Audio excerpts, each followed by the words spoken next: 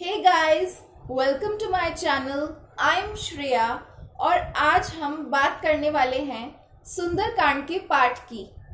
वैसे तो हम कई बार सुंदरकांड के पाठ के बारे में बात कर चुके हैं, लेकिन सुंदरकांड का पाठ है ही इतना अद्भुत, इतना अलौकिक और अविस्मरणीय कि इसके बारे में जितनी बात की जाए कम है।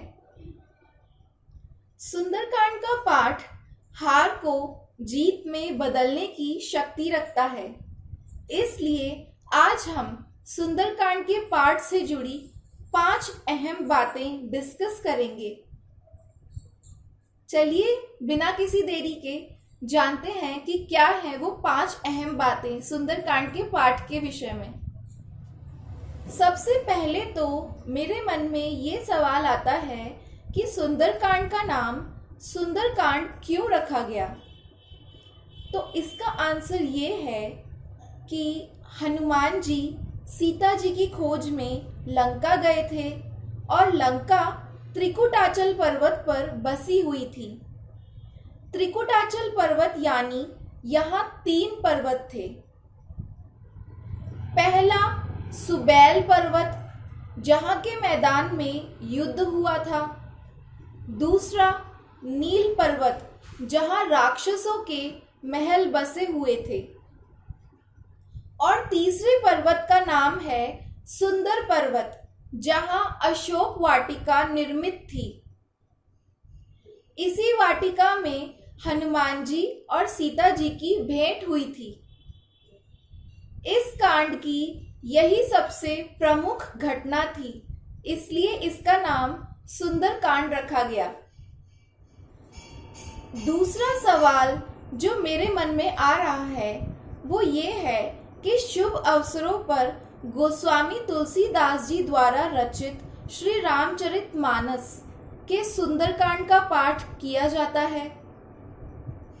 शुभ कार्यों की शुरुआत से पहले सुंदरकांड का पाठ करने का विशेष महत्व माना गया है। ऐसा क्यों है? शुभ अवसरों पर ही सुंदरकांड का पाठ क्यों किया जाता है? तो इसका आंसर ये है, जब भी किसी व्यक्ति के जीवन में ज्यादा परेशानियां हो, कोई काम नहीं बन पा रहा है, आत्मविश्वास की कमी हो या कोई और समस्या हो, सुंदरकांड के पाठ से शुभ फल प्राप्त होने लग जाते हैं। कई ज्योतिषी या संत भी विपरीत परिस्थितियों में सुंदरकांड का पाठ करने की सलाह देते हैं। तीसरा सवाल जो मेरे मन में आ रहा है वो ये है कि सुंदरकांड के पाठ में ऐसा क्या है कि इस पाठ को करने की सलाह दी जाती है विशेष रूप से। आइए अब इसका आंसर जान लेते हैं। माना जाता है कि सुंदरकांड के पाठ से हनुमान जी बहुत जल्द प्रसन्न होते हैं। सुंदरकांड के पाठ से बजरंगबली की कृपा बहुत ही जल्दी प्राप्त हो जाती है। जो लोग नियमित रूप से सुंदरकांड का पाठ करते हैं उनके सभी दुख दूर हो जाते हैं। इस कांड में हनुमान जी ने अपनी बुद्धि और बल से माता सीता की खोज की है। इसी वजह से सुंदरकांड को हनुमान जी की सफलता के लिए याद किया जाता है। चौथा सवाल जो मेरे मन में आ रहा है वो ये है कि ऐसा कहा जाता है कि सुंदरकांड के पाठ से मनोवैज्ञानिक लाभ मिलता है। क्या ये सच है? आइए जानते हैं इसका आंसर। वास्तव में श्री रामचरितमानस के सुंदरकांड की कथा सबसे अलग है। संपूर्ण श्री रामचरितमानस भगवान श्री राम के गुणों और उनके पुरुषार्थ को दर्शाती है।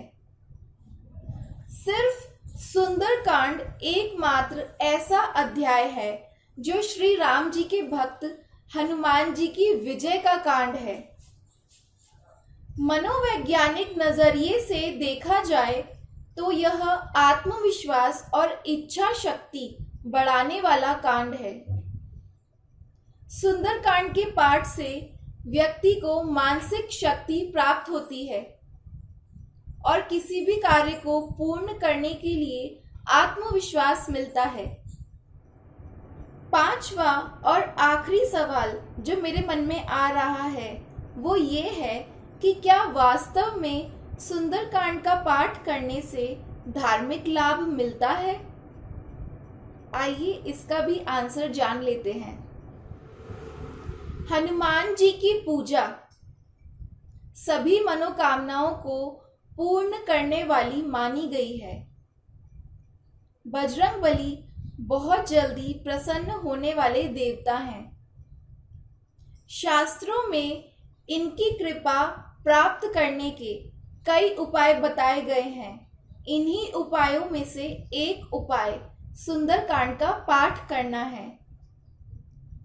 सुंदरकांड के पाठ से हनुमान जी के साथ ही श्री राम जी की भी विशेष कृपा प्राप्त होती है। किसी भी प्रकार की परेशानी हो सुंदरकांड के पाठ से दूर हो जाती है। यह एक श्रेष्ठ और सरल उपाय है। इसी वजह से काफी लोग सुंदरकांड का पाठ नियमित रूप से करते हैं। हनुमान जी जो कि वानर थे, वे समुद्र को लांघकर लंका पहुंच गए। वहां माता सीता की खोज की, लंका को जलाया। माता सीता का संदेश लेकर श्री राम जी के पास लौट आए। यह एक भक्त की जीत का कांड है जो अपनी इच्छा शक्ति के बल पर इतना बड़ा चमत्कार कर सकता है। सुंदरकांड में जीवन की सफलता के महत्वपूर्ण सूत्र भी दिए गए हैं।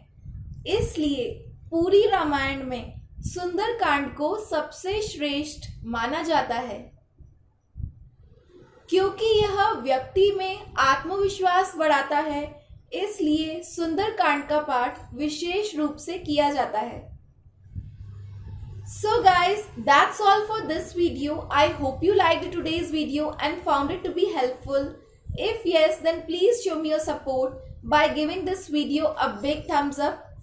And don't forget to subscribe to my channel. Do share my videos among your family and friends. Wish you all the very best and thank you so much for watching. जय श्री राम। राम भक्त हनुमान जी नमो नमः। जय जय सीताराम। सभी भक्तों को जय हनुमान।